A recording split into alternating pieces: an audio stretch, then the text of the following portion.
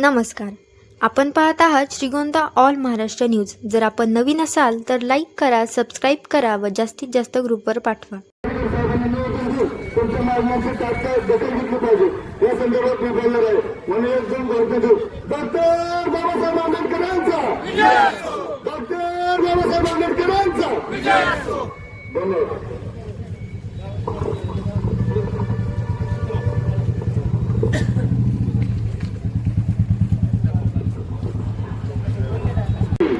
आणि म्हणून आज घरी आज कुणाचंच ऐकायला तयार नाही आणि विरोधी पक्षही पळून गेले, कुणीच माणसात राहिले नाही आणि म्हणून अशी परिस्थिती या ठिकाणी निर्माण झालेली आहे. आणि म्हणून मी दादांना गेल्या वर्षी या ठिकाणी कार्यकर्त्यांना विरोध केला होता की राहुल दादा तुम्ही या ठिकाणी सक्रिय व्हा.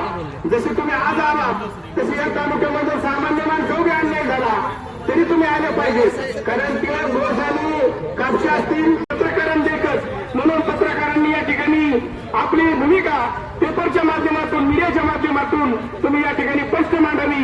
आणि आज अशा या तहसीलदारचा या ठिकाणी सगळ्यांनी जाहीर निषेध केलेला आहे. ज्यांना कोणाला बोलायचं असेल तर त्यांनी या ठिकाणी बोलावं अशी विनंती करतो. लोकशाही मानणारा देश आहे.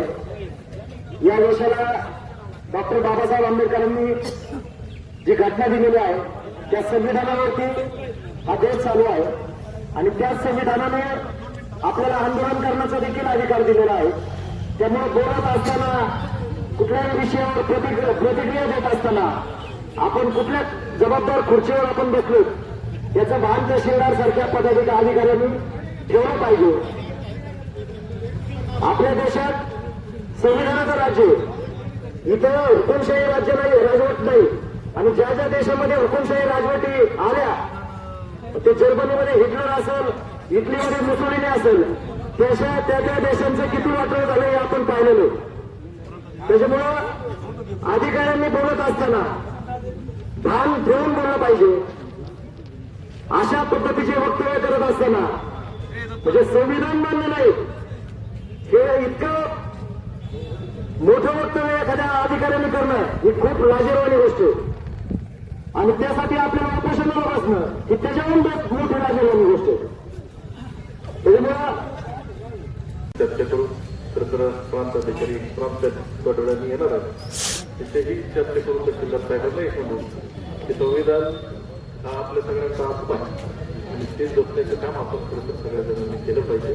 आणि तशा पद्धतीचा अवमान परत कुणाकडूनही होणार नाही त्याची नक्कीच आपण सगळे मिळून खबरदारी घेण्याचा प्रयत्न करू. एवढंच या निमित्ताने सांगतो. आपल्या आंदोलनात त्या ठिकाणी माझा पाठिंबा आणि तहसीलदार साहेब असतील त्याचबरोबर प्रांत साहेब असतील त्यांच्याशी चर्चा करून योग्य ते आपल्याला सहकार्य करण्याचं काम करू. एवढंच या निमित्ताने संविधान प्रेमी बंधू आणि भगिनींनो, खरं तर